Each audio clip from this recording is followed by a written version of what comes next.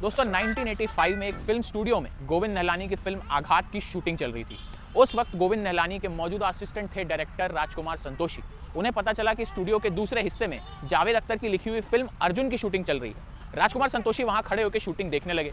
Film के hero थे सनी देओल और वो उस दिन फिल्म का एक बहुत ही इमोशनल सीन जो है शूट कर रहे थे। उस सीन में सनी देओल की एक्टिंग से राजकुमार संतोषी बहुत ज्यादा प्रभावित हुए और उन्होंने अपने मन में ये बना लिया कि अगर कभी मैं कोई फिल्म बनाऊंगा तो इस लड़के के साथ काम जरूर करूंगा। अब कुछ समय बाद राजकुमार संतोषी को उनके एक जानने वाले ने एक फिल्म डायरेक्ट करने का ऑफर दिया। अब पैसे अच्छे मिल रहे थे तो राजकुमार संतोषी अपनी खुद की लिखी फिल्म बनाना चाहते थे।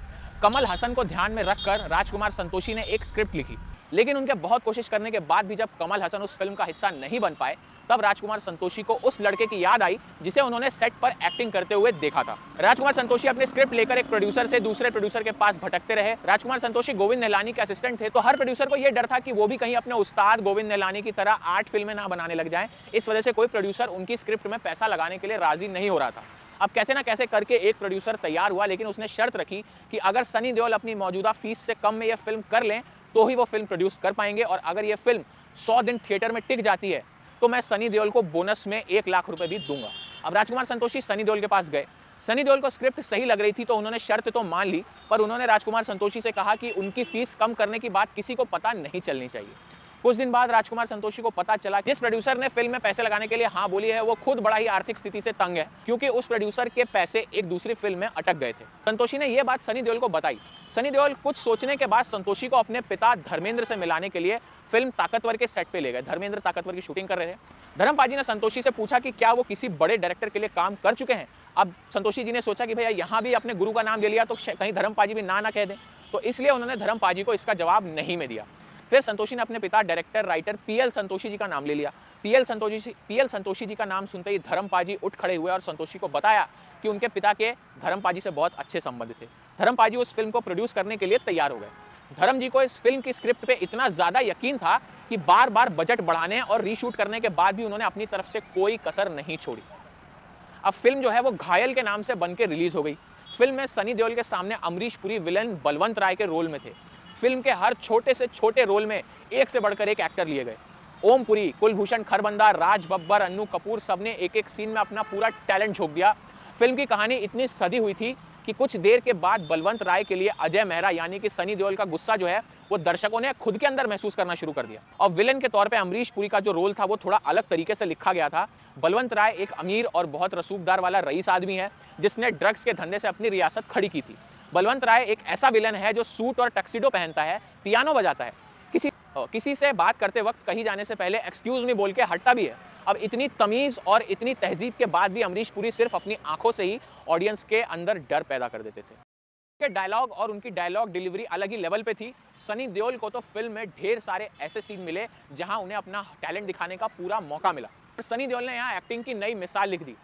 उतार के फेंक दो ये वर्दी और पहन लो बलवंत राय का पट्टा अपने गले में। ऐसे डायलॉग को इस एनर्जी के साथ डिलीवर करना सनी देओल के बस का है और किसी हीरो का तो हो नहीं सकता था।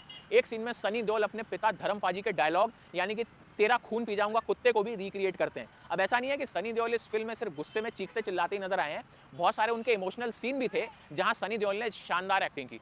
उतार कर फेंक दो ये वर्दी और पहन लो बलवंत राय का पट्टा अपने। सनी देओल जब फिल्म में चिल्लाते हैं तो बहुत रियल लगता है, क्योंकि राजकुमार संतोषी ने उनके गुस्से के पीछे एक इमोशन जनरेट किया था जो पर्दे पे अच्छी राइटिंग की वजह से हम सबको सनी देओल के किरदार की जो तकलीफ है वो समझ में आती है। उनके गुस्से को हम सब असली मान लेते हैं। इस फिल्म में हीरो और विलन जब पर्दे पे आमने सामने आते हैं तो ये दोनों एक्टर्स में होड़ लगी हुई दिखती है कि कौन अच्छा सीन कर रहा है, कौन अपना सीन बेटर कर रहा है। अमरीश पुरी जैसे लेजेंडरी एक्टर के सामने सनी देओल किसी सीन में कमजोर नहीं पड़े थे। यह फिल्म काबिल राइटिंग और डायरेक्शन का एक बहुत बढ़िया नमूना साबित हुई, जिसका हर एक्टर फिल्म में काम नहीं बल्कि मानो सिनेमा की सेवा कर रहा था। यह फिल्म मिसाल है कि अगर मसाला एक्शन फिल्म बनानी है तो किस तरह से बनानी चाहिए। इस फिल्म के किरदारों को इतनी डिटेलिंग से लिखा गया था कि अगर आपको ध्यान देने पे पता चलता है कि पुलिस वाले के बारे में इस फिल्म में विलन और हीरो की सोच एक ही जैसी थी कि पुलिस वाले कैसे होते हैं। इस फिल्म को सनी देओल के चिल्लाते हुए डायलॉग की वजह से तो याद किया जाता है, पर राजकुमार संतोषी ने पहले सनी देओल को बिल्कुल खामोश दिखाया, और जब वो खामोश किरदार चिल्लाता है तो दर्शकों को ऐसा लगता है कि सनी देओल उनके अंदर के गुस्से और बेबसी को पर्दे पे चिल्ला के बता रहे हैं। इस फिल्म घायल को 7 फिल्म फेयर अवार्ड और 1 नेशनल अवार्ड मिला था। बाद में 3 या 4 भाषाओं में इस फिल्म का रीमेक भी बनाया गया।